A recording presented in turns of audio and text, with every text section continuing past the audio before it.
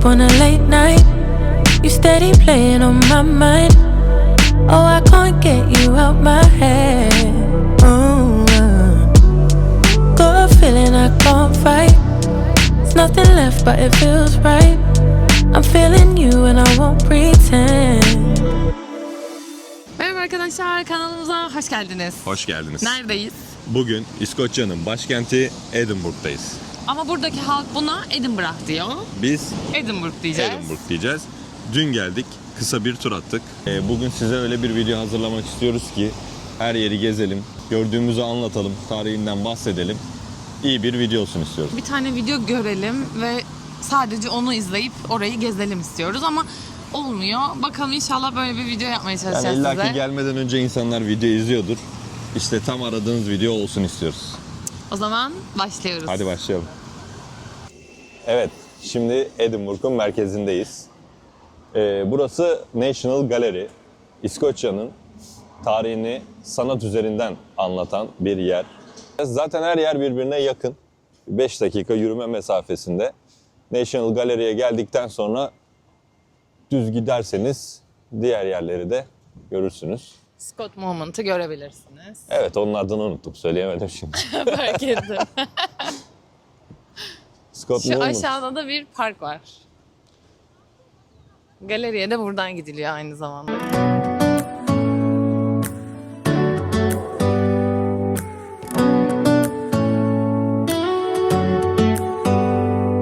Do you hear that? My sanity about to break while everyone I know's out.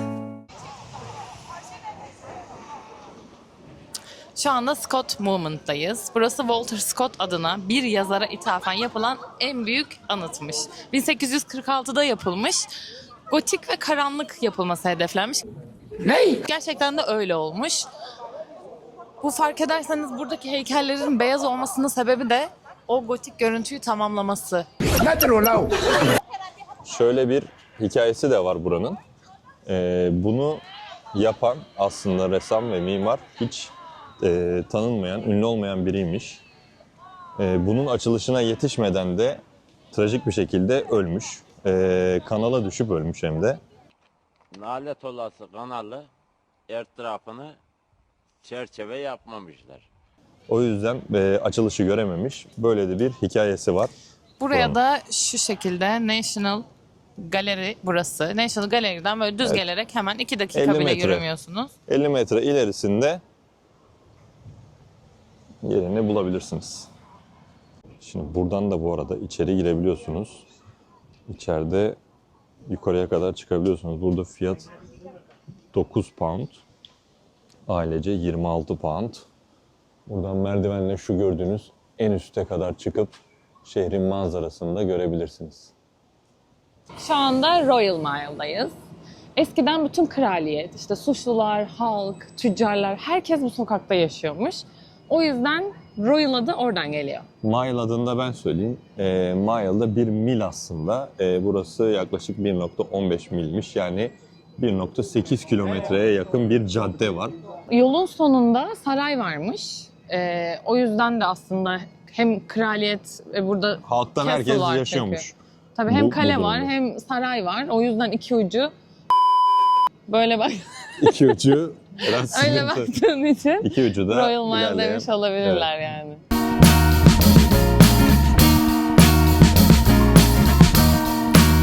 I am waiting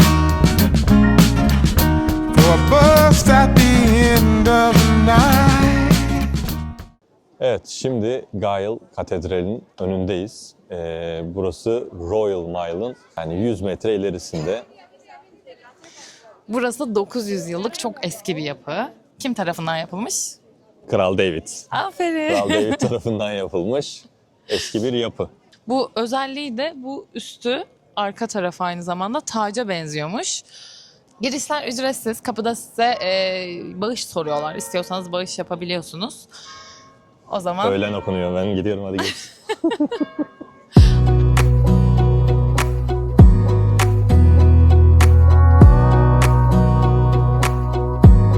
Wanna clear a bottle of Cabernet. Wanna stay home, not even drink. Wanna get... Burası da farklı bir katedral.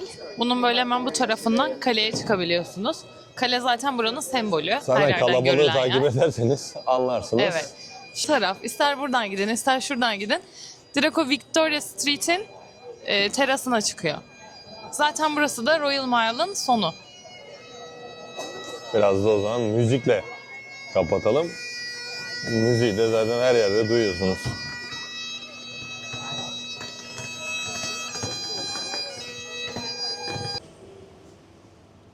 Evet, buradan dümdüz yürüyünce kaleye de gelmiş oluyorsunuz. Ne kadar kalenin girişi? 19 poundmuş. Kişi başı 19 başı. pound. İnternetten de alabiliyorsunuz. Burada sıra beklememek için. Buradan da alabilirsiniz. Saat 1'de bu arada burada geleneksel bir top atışı yapılıyormuş. Yarım saat var. Bunun dışında yine Kral David tarafından Yapılmış. yapılmış, inşa edilmiş. Her zamanki Edinburgh'un gibi. en önemli mimari yapı çünkü. 12. En çok savaş yüzyılda gören değil mi? yapılmıştı yanlış hatırlamıyorsam. Evet. Tabii en çok savaş gören İskoçya'nın temsili dedikleri bir kaleymiş burası. Buranın bir özelliği de volkanik bir kayanın üzerine yapılmış olması ve şehrin her yerinden gözüküyor olması. Yani nereden bakarsanız bakın her yerden burayı görebilirsiniz. Edinburgh Kalesi'ne geldiğinizde Edinburgh Kale dondurması da meşhur. Dondurma deyince de aklıma direkt Hayatım bitmiş benim hayatım. geliyor. Victoria Street'e geldik. Burası Harry Potter'ın yazarının ilham aldığı yermiş bu. Diagon Alley diye bir yer var. Şuraya bir yere ekleriz. İşte büyücülerin alışveriş yaptığı yer. Buradan ilham almış. Şurada da bir tane kafe var. Yazarı orada yazmış kitaplarını. Her gün gelip yazdığı için orayı kapatıp Harry Potter müzesi gibi bir şey yapmışlar. 1800'lü yıllarda yapılmış buralar ve Old Town'un orada diye geçiyor burası. Eğer gelirseniz bilin ki bu taraf Old Town. kaleden aşağı inince bulurlar Hemen değil mi? kaleden şurası kale bu arada arkadaşlar. Bunun arkası. Şuradan böyle ara sokaklar var. Herhangi bir tanesinden gelirseniz şu yukarı çıkıyorsunuz. Kalenin arka tarafından da gelirseniz aşağı çıkıyorsunuz. Grass Market'in oraya çıkıyor burası. Peki son bir Şu soru aşağısı da sorayım. Grass Market. Kraliçe Victoria anasına mı ismi verilmiş? Bilmiyorum onu. Onu Sen biliyor bilmiyorum musun? da onu benle Benimle karı biliyorsun. Sen ne bileceksin ki? beyim bilir onu. Bence öylesine koymuşlar. Victoria'yı sanmıyorum. Evet, şimdi kafileler yanımızdan geçiyor, İspanyollar falan. Ben o İspanyolca bildiğim için oradan öğrendiğim şeyi söyleyeyim. Atıyor oğlum atıyor. Ne konuşuyorsun ne dedi? Ben şimdi İspanyolca bilmiyorum. Şöyle, aslında burada gördüğünüz, yani biz buranın 2. katındayız. Şurası 1 ve bunun bir de altı varmış. Yani burası 3 katlı yer olarak geçiyormuş. Katı nerede acaba? Yok. Onu söyleyemiyoruz, o gizli bilgi. Orası Harry Potter'ın yeriymiş.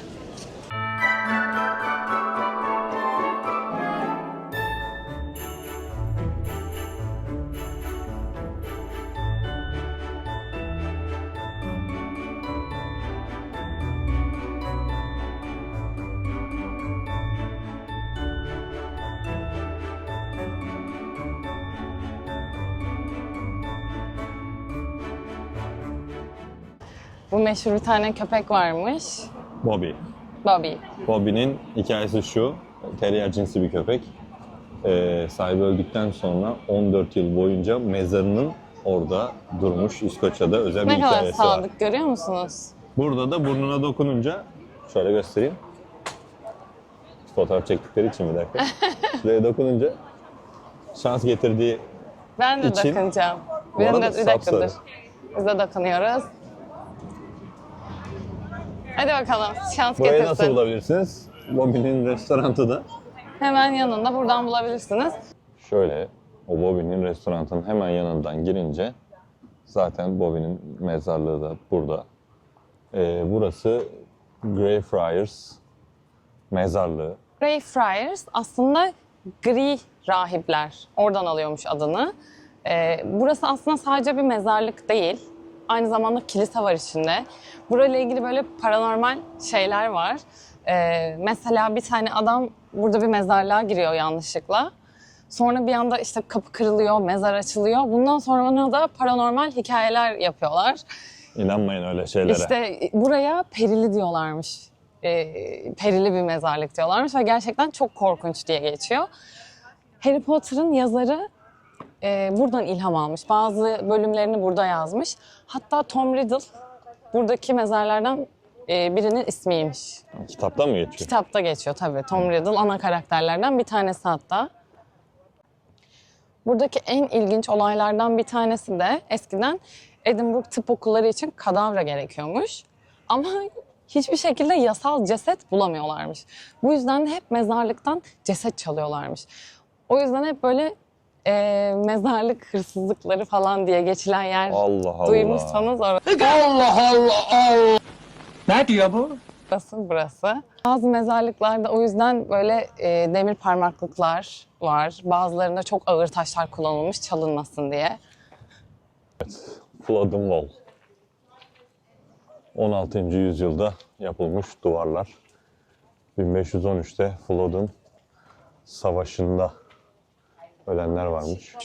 Demelish'tayız. Burası yaklaşık 800 yıl önce inşa edilmiş, değirmencilerin kaldığı bir yermiş.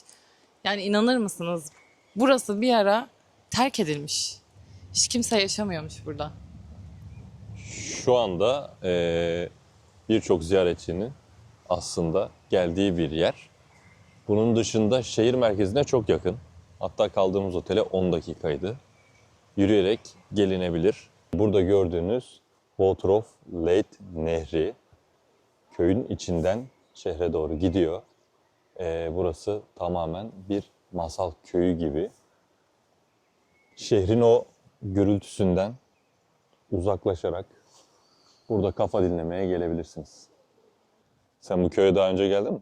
Geldim. Sen buralı mısın yoksa? Ben köyü çok severim. Biz hep köy geziyoruz bu aralar. Köylü milletin efendisidir. Yani daha önce gelmiştim buraya. Hatta hava çok güzeldi. Geçen seneydi sanırım. Herkes şaşırmıştı ya öyle hava Bak. mı olur falan demişti. Ben nasıl çanta taşıyor görüyor musunuz? Sonra hep diyecek ki ben taşıdım. Sonra benim hayatım bitmiş, benim hayatım bitmiş, benim hayatım bitmiş yapıyor ben. Ya ben merak ettim şimdi private deyince. Ora private, bura private. Bak burası da private. Bir gir istiyorsan sen. Girip çıkayım mı? En kötü kavarlar biliyorsun. İşte burası da köy okulu. Köy okullarımıza sahip çıkalım. 1875'ten beri olan bir okul. Babam anlatıyor biz köyde okuduk diye. Bak adamların nasıl köyü var. Evet. Değil mi? Ya. Ya Akın Baba da okula giderken cebine haşlanmış patates koyuyormuş ısınmak için. Bizimki patates koyuyor. Elleri üşümesin Buradan diye. da şuradan şuraya zor geliyorlardır. Sorry. Kadının önünü kapattık ama Özür nefes diledim nefese ama. kaldı. Helal olsun. Vallahi çok özeniyorum şöyle koşanlara. Koş kız. Hocam ben nereye koşacağım? Lan koş. Lan koş. Koşacağım. Koş oğlum. Koşmayacağım. Yani çok güzel. Bir baksana ne kadar güzel gözüküyor. Köy var, köy var.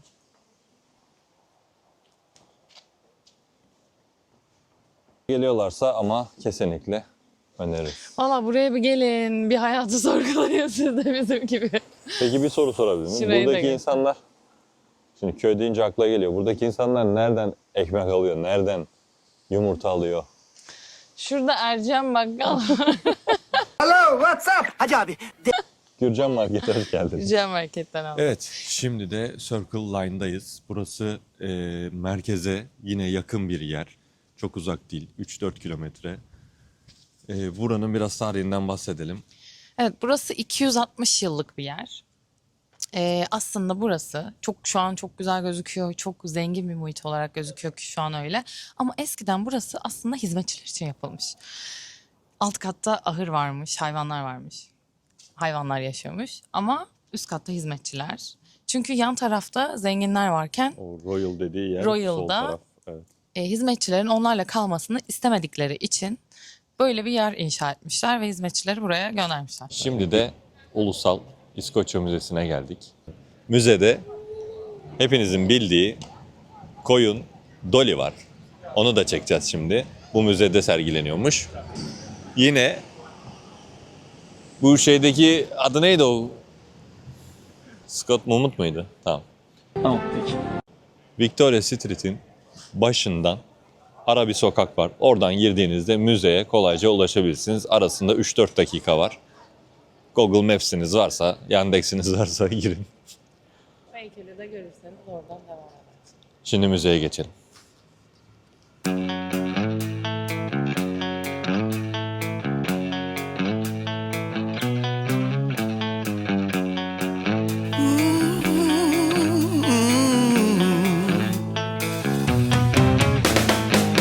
Children, the anthem, beat through the chains. Birincisi, buraya rahat gelebildin mi havalimanından? Onu bir anlatır mısın? Çok rahat geldik. Zaten havalimanının direkt girişinde çıkar çıkmaz bir tane girişi var. Hemen sağda Airlink'ler var. Airlink otobüs oluyor. Hemen otobüse bindik, zaten bir tane var. City Center diyor, 100 numara. Biniyorsunuz, buraya geliyorsunuz. Nerede duracaksanız ona göre de inersiniz. Bakarsınız Maps'ten. Biletler de şu şekilde oluyor. Bir tane bilet alıyorsanız 5 pound. Gidiş dönüş alıyorsanız 8,5 pound. O yüzden gidiş dönüş aldık biz, daha ucuza geliyordu diye. Şimdi ikinci sorum var. İskoçya'da hava nasıl? İşte gelirken nasıl şeyler getirmeliyiz? İnsanlar merak ediyor. Mayıs ayındayız tabii. Yani hava değişken açıkçası. Biz geldiğimiz zaman yağmur gözükmüyordu ama yağmur yağdı 2 gün. O yüzden bence her türlü buraya bir şemsiye ya da yağmurluk getirin. Bence mutlaka getirin. Soğukluk olarak Mayıs ayında bence çok soğuk değil. Ama yanınıza bir hırka koyun. İçinize bir hırka giyerseniz daha güzel olur. Çantanıza atarsınız sıcak olursa. Bu kaşmirlerden kesin alın. Çünkü çok ince, hiç yer kaplamıyor ve gerçekten çok sıcak tutuyor. Bir de buraya kadar gelmişken bence alın, yani meşhur çünkü. Yanınıza gelirken mutlaka alerjisi olanlar alerji ilacı alsınlar. Çünkü benim alerjim var, mahvoluyorum burada. Öncesinde hep içtim ilaç, burada da getirdim. Çünkü çok fazla yeşillik var. Alerji çok mahvediyor insanı. Sana bir tane soru sorayım o zaman. Normalde sen böyle başka bir yere giderken çok panik oluyorsun. Aklında hep böyle bir acaba nasıl olacak falan. Burada da öyle oldu mu? Nasıl hissediyorsun kendini? Ya burada yaşar mısın, okur musun? Anlat birazcık. O kadar uzun sordu ki ben unuttum zaten. Şöyle, ben normalde evet panik oluyorum ama sen daha önce gelmiştin, onu biliyorum. Hiç gelmeyenler için de şunu söyleyeyim. Yürüyerek gezilecek bir yer. Yani toplu taşımaya bile gerek yok. Yani çok uzaklara giderseniz birkaç yer var tabii ki. 2 gün, yani 2 gece 3 gün yeterli. Havası güzel ama dediğim gibi Mayıs-Haziran aylarında gelirseniz daha iyi olur. Onun dışında başka ne vardı ki soru? Burada yaşar mısın, okur musun? Burada yaşamam. Bu hava durumu bana göre değil. Peki bizim bu gezdiğimiz yerlerden sizin en çok beğendiğiniz hangisi oldu? Hangisine gitmek isterdiniz? Yorumlara yazarsanız seviniriz. Ona göre belki oraya bir daha gideriz.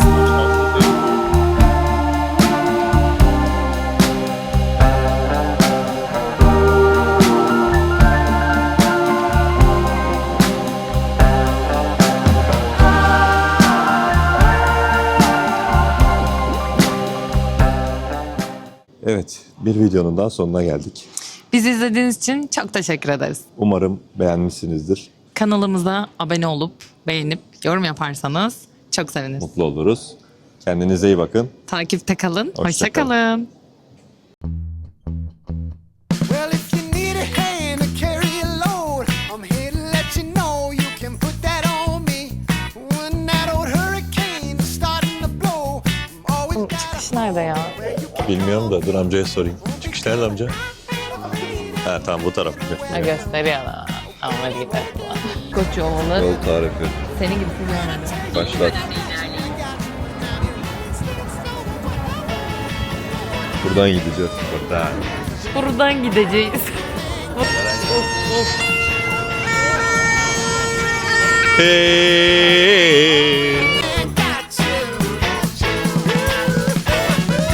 Bunu biliyorsunuz. Bu buz devrindeki Tiger. Tiger amca. Meşhurmuş, buradaymış, buralıymış aslında.